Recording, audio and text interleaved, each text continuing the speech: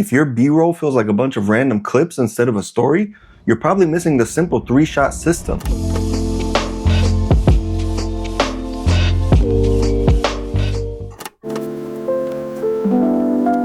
B-roll is such a powerful tool to tell a story when done correctly. It captures the viewers and brings them along on a journey. If your B-roll is just a bunch of random clips though, it can have quite the opposite effect and confuse your viewers and feel jerky.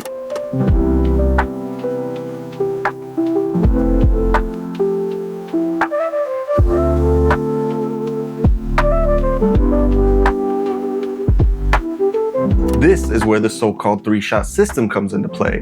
The 3 shots that are being referred to are wide, medium, and close-up.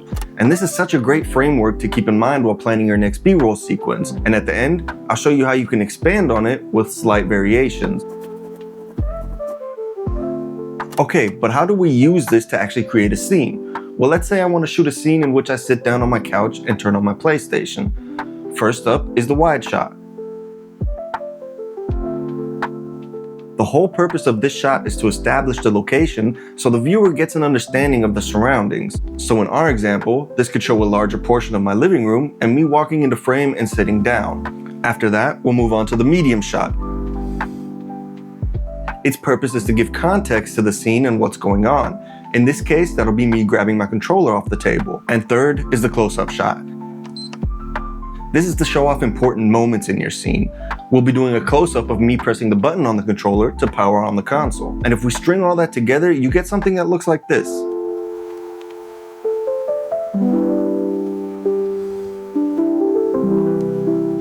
Now that's already looking better than what we had before, right?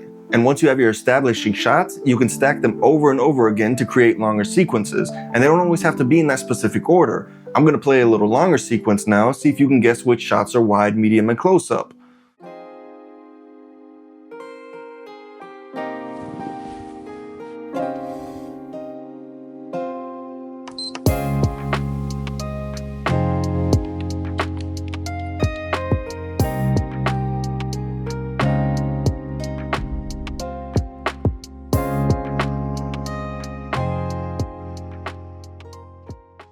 Now suddenly that sequence feels way more intentional. Now before I show you how to expand on this system, like I mentioned earlier, let me know in the comments how many of the shots you guessed correct.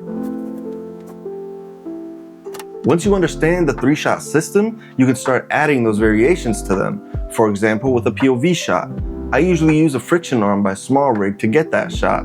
But use the POV clip sparingly because it can get overwhelming if you see it too much and actually take away from the story instead of adding to it. The second technique is speeding up your cuts during moments of action. So sticking to our example from before, our POV shot could be of me using the remote to turn the TV on. And to spice it up, we could tighten up that middle section by adding some quicker cuts to keep the viewer's attention for longer.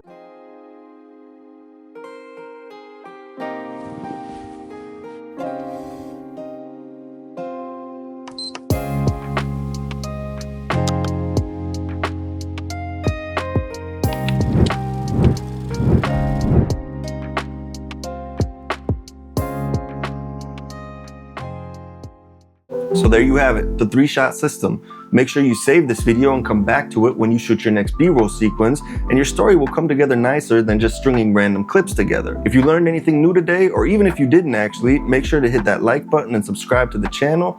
Let's learn and grow together, and as always, I'll see you in the next one. Peace.